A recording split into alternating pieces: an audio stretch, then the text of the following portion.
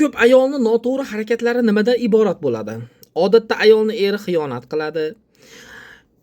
Qaynonasi qizg'onadi, u qiladi, bu qiladi va hokazo. Mana hozir mana Afroza siz o'zingiz aytyapsiz, nima deydi, o'zgarmayapti, nima qilay? 95% ayollar nima qiladi o'sha o'zgartirish uchun va oxirida o'zgarmayapti, nima qilay degan holatga kelib qolish uchun ular nima qiladi? O'ziga qaraydi. Birinchi narsa o'ziga qaraydi.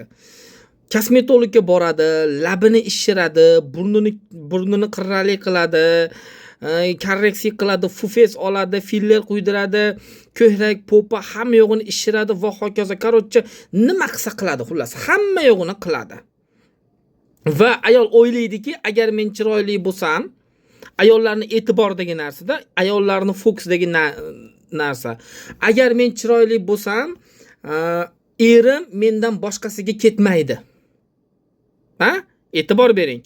Chunki erim falonchi mendan go'zalroq bo'lganligi uchun ketib qolyapti degan noto'g'ri fikrda yashab keladi va kosmetologga boradi. Kosmetologga borib $1000, $2000, $3000, $5000 berib boshdan oyoq bir go'zal bo'ladi. Ha, o'sha paytda erning muomalasi ozmuncha o'zgaradi. O'zgarmaydi emas. Sababi siz u uchun endi yangiliksiz. Yangi bir go'yoki bir ovqatsiz. Uni endi tatib ko'rish kerak. Avval tatimagan ovqatini tatib ko'rgandaqa tatib ko'radi sizni. Nima bo'ladi? Bir haftada sizni yangi face'ingizga eringiz ko'niki bo'ladi. Yangi qomatingizga, yangi figuringizga, bo'rtib chiqqan po'palaringizga eringiz ko'niki bo'ladi. Ana undan keyin eringiz o'sha eski xarakterini nima deydi, qo'llashni boshlaydi. Lekin hozir ayrim erkaklar shunaqa ayollarni sevyapti-da. Doktor kosmetolog Feris aytayapti. Vot mana kosmetolog aytayapti. Xo'p, sevish boshqa. Ha, erkaklar shunaqalarni yoqtiradi, lekin bu degani dalishi bo'lishi shunaqani qadrlaydi degani emas. Erkaklar yetib olguncha, mazasini qilib olguncha yoqtiradi. Mazasini qilib olguncha uni aytganini qiladi. Nimaga? Buni isbotlayman. Sababi mazasini qilib bo'ldi, boshqa bo'ldi, eski holati yo'qolishni boshlaydi. Nimaga? Chunki ayol tashqi ko'rinishini o'zgartirdi, lekin ichki holati yo'qotishdan qo'rquv, erni oldida o'zini past his qilish, shaxsiy chegara qo'ya olmaslik hammasi turibdi. Bu aytganim nimaga o'xshaydi aytaymi? Bu mana tasavvur qiling, uy. Bitta uyni ko'rasiz, tashqarisi o'ta go'zal, mramor toshli bir bola, fasad, dekor o'ta go'zal, lekin uyni ichiga kiradigan bo'lsangiz, hamma yo'q pachag'i chiqib yotibdi. Xuddi shu inson sizsiz. Mana Afroza o'zi mana tasdiqlayapti. Men ham o'zimga juda e'tiborliman o'zimga. Ya'ni ayollarning nazdida erkak faqat chiroyi uchun xiyonat qiladi deb o'ylaydi. Va holanki siz ming chiroyli bo'lmang, lekin baribir sizdan ham chiroyliligi baribir topiladi. Sizdan ham yoqimtoyrog'i topiladi. Va holanki o'zi asli chiroy degani bir standart degan narsa yo'q. Mamnaqa bo'lsa chiroyli, mamnaqa bo'lsa chiroyli emas degan bir standart bir o'lchov degan narsa yo'q. Kimgadir o'sha qiz yoqsa, kimgadir yoqmaydi. Kimgadir o'sha erkak yoqsa, kimgadir yoqmaydi. Hamma odamning o'zini fokusidan kelib chiqqan holatda bo'ladi. Lekin mana endi haqiqiy sevgi tugagan uka ayrim erkaklar hozir tashqi ko'rinishiga qarab muomala qiladigan bo'lib qolgan ba'zilari, hammasi emas. Hammasi ham do'ring, Felis kosmetolog. Hammasi ham do'ring. Bu yerda shunchaki muomala munosabat haqida ketmayapti. Balkim o'sha ayol bilan dalshi bo'lishi, umr yo'ldosh sifatida qadrlab yashash yoki yashamaslik haqida ketyapti. Insonning tashqi go'zalligi bu qadrini tiklab qo'yadigan omil emas. Yaxshilab bilib olinglar. $1000 ko'ylakni kiydirib qo'ying, o'zingizga kiying. $5000 kosmetologga borib zo'r bo'lib keling. Ha, tan olaman, eringizni munosabatda 1-2 hafta sizga yaxshi bo'lishi mumkin, chunki siz uni ko'ziga go'yoki bir yangilik, yangi ayol kabi ko'rinasiz. Lekin inson bir shunaqa bir unutuvchi-ki, mana inson degani o'zi asli unutuvchi degani. Inson degani shu darajada unutuvchi bo'ladiki, Masalan, oddiy siz emas, masalan uchun mashina olsa, yangi bir avtomobil oladigan bo'lsa, avtomobilning mazasini bir haftada unutib bo'ladi. Bir haftada uni uyda avtomobil turishi, darvozasini oldida boshqa bo'lishi u uchun normal holat, ko'z ko'niki bo'ladi. Uy oladigan bo'lsa, yangi uy sotib oladigan bo'lsa, 5 yil, 6 yil mehnat qilib, bir oyning ichida uyga ko'nikib bo'ladi. Ya'ni boyaqidek eski hammom, eski toz kabi, ya'ni o'sha muammolarni ketidan quvlab yuraveradi. Xuddi shu kabi ayol ming go'zal bo'lmasin, uni go'zalligi, uni qadrini tiklashga xizmat qiladigan narsa emas. Chunki go'zallik, yangi kiyim kiyish, boshqa qilish, o'ziga qarash, o'ziga uhud berish bu dekor, bu fasad. Fasad. Endi shaxsiy chegara bo'lishi, qadrli ayol bo'lishi, markazda erni emas, o'zini qo'yishi, erga bog'lanmasligi, er yo'qotadigan darajada ayolga aylanish bu ichki holat, opalar. Ichki holat. Ko'p ayollar men tashqi holatni to'g'rilasam, hammasi to'g'rilanadi deb o'ylaydi. Vaqtincha to'g'rilanadi, hech qachon bir umrlik emas. İchki holat to'g'rilandimi, tashqi holat uncha bo'lmasa ham, siz o $2000 ko'ylak kiymasangiz ham, boshqa qilmasangiz ham, o'zi eri sizni yo'qotishdan qo'rqadigan ayolga aylanasiz. Endi bu ichki holatni to'g'rilash, bu haligi shunchaki bir affirmatsiya bilan bo'lmaydi, psixologik kurslar bilan bo'lmaydi. Bu konkret individualniy ishlov bilan bo'ladi.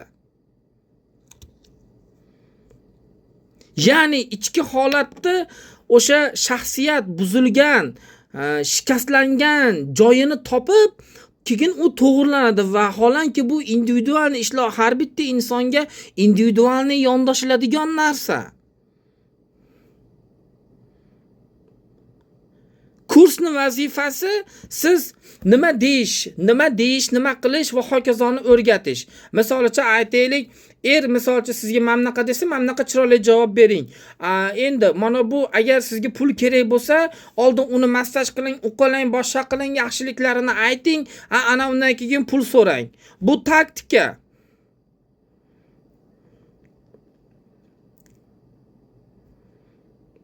Vot. Bu taktika. Endi o'sha taktikani bilib turib, endi uni qo'llashga nisbatan qo'rquvingiz, e'tibor bering. Qo'llashga nisbatan qo'rquvingiz bu nima? Bu alohida ichki holat. Sizni qo'lingizga mashinani berib qo'ygani bilan kimdir, lekin o'sha mashinani boshqarishga nisbatan, katta trassada haydashga nisbatan qo'rquv bo'lishi, bu umuman boshqa narsa. Mashina sizni muammoyingizni yechmaydi. Ichingizdagi ichki holatdagi qo'rquvlardan qutulish muammoni yechadi. Mana buni tushungan ayolgina, e'tibor bering.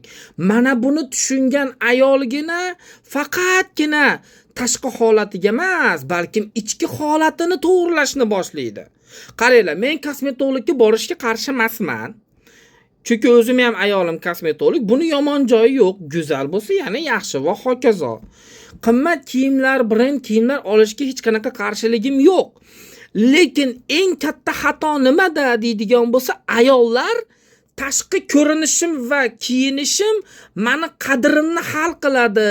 Men chiroyli bo'lsam, erim meni hurmat qiladi. Men chiroyli kiyinsam, keyin men qadrlanaman deb shunaqa tushuncha bilan yashashi noto'g'ri. Sizni fufez qilingan yuzlaringiz, filler qo'yilgan lablaringiz eringiz sizni haqorat qilishidan to'sib qola olmaydi. Eringiz xiyonat qilishidan to'sib qola olmaydi. Bugun siz bilan maza qilsa, ertaga boshqa bilan maza qilishidan to'sib qola olmaydi. Qaynonangiz, voy bu megajin o'zicha erini nima deydi, o'ziga bog'lab olaman deb bir kosmetologga likkillab qoldida deb turib ko'tingizni kovlashdan to'sib qola olmaydi.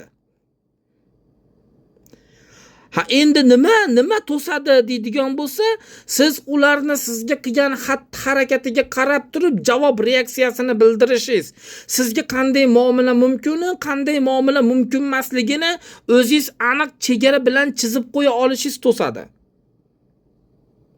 Endi bu nima bilan bo'ladi deydigan bo'lsa, bu ichki holatni to'g'rilash bilan bo'ladi. Ko'pchilik ayol aytayapti, "Men qilib ko'rdim, men o'zimni huquqimni talab qilib ko'rdim, oqibatda erim tashab ketdi. Men unaqa qilib ko'rdim, baribir ishlamayapti. Men bunday qilib ko'rdim, erim o'zgarmayapti." Sababi, misol uchun bitta ayol aytayapti. Ikkita ayol bir xil gapni aytayapti. Bitta ayolni eri sakradi, boshqa qildi, qadrsiz qildi. Aytayapti, "Men bunaqa munosabatni uzoq davom ettira olmayman. Yo chiroyli hurmatimni joyiga qo'yib gaplashing, yo bo'lmasam shu joyda suhbatni to'xtataman", deyapti. Bittasini ichki holati qanday qabul qilsa shunday. Nima qilsa ham men roziman deb turib, eriga bog'lanmagan holatda gapiryapti. Bittasini ichki holati ish qilib endi haydab yormasa bo'ldi-da, boshqasini topolmasa bo'ldi-da, menga hurmatsizlik qilding deb ertaga yuzimga solmasa bo'ldi-da, unday qilmasa bo'ldi, bunday qilmasa bo'ldi degan bir dunyo ichki qo'rquvlar bilan eriga shu gapni gapiryapti. Endi erkak kishi ayolning so'zlariga emas, uni ichki holatiga javob reaksiyasini bildiradi. Endi mana shu bir xil gapni eshitgan ikkita erkak nima deydi?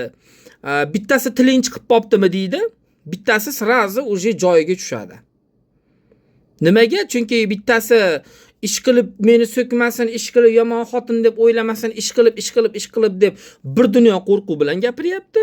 Bittasi polnosti men o'zimni tanlayman birinchi o'rinda. Meni yerga urishga men yo'l qo'ymayman degan ichki holat, shaxsiyat bilan gapiryapti.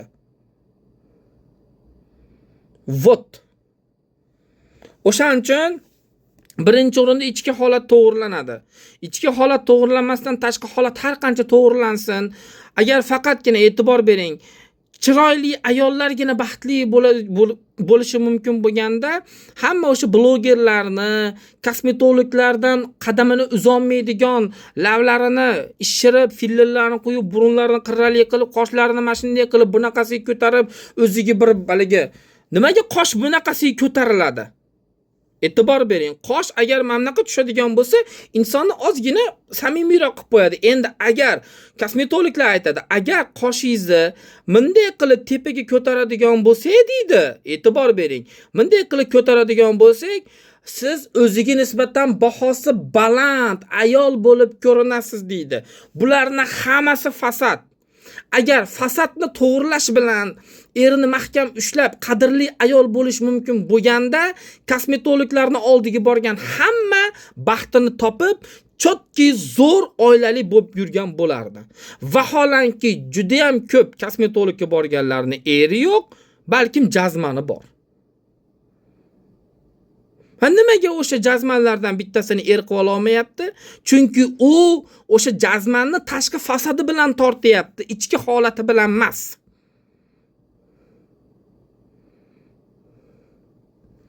Shunaqa gaplar.